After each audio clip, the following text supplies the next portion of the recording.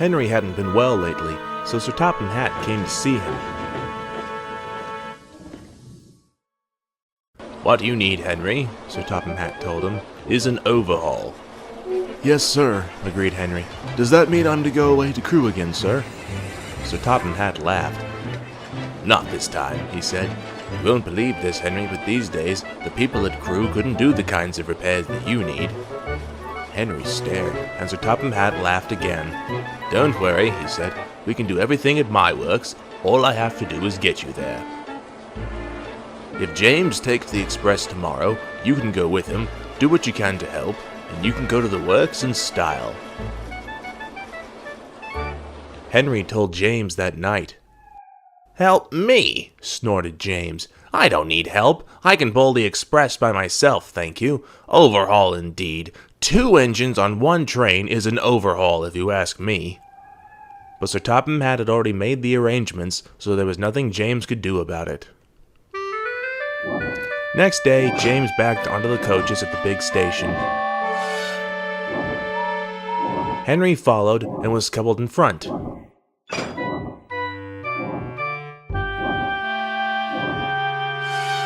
James was not in the best of tempers, but when Sir Topham Hatt arrived to see them off, he tried not to show how cross he was.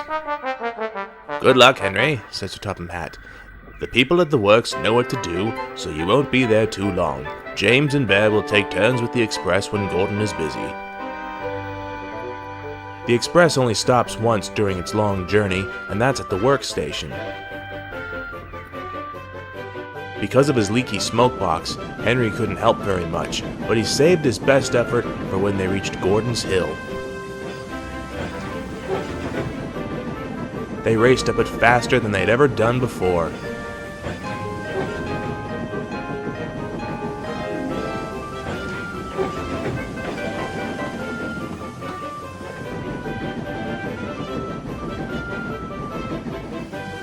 When they reached the top, James was feeling better. "That was fun," he said. "We might even be early at the workstation. We'll need the extra time to uncouple you anyway." James spoke too soon.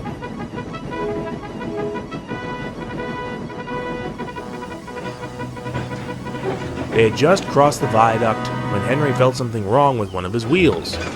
"I feel something wobbling," he complained to his driver. Then there was a loud crack. "Ouch!" exclaimed Henry. "Whatever it is, I think it's broken now."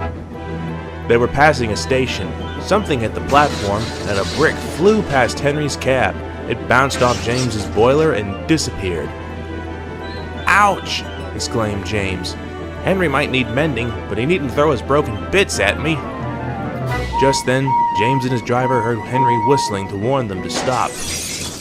More bits and pieces flew past, some of them hitting the coaches. Very carefully, their drivers managed to stop the train.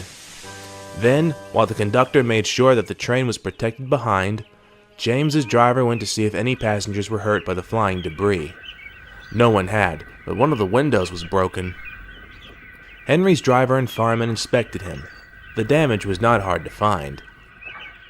"Your wheels each have a steel rim called a tire," explained the fireman. "One of them is broken and come off. It's a miracle it didn't do more damage." James pushed Henry into a siding and then went back for the train.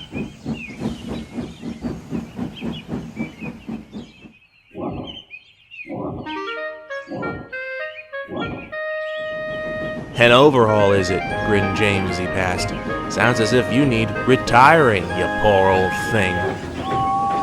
He guffawed at his own wit and was gone. Henry smiled to himself. "I don't know about retiring," he said. "I certainly feel tired."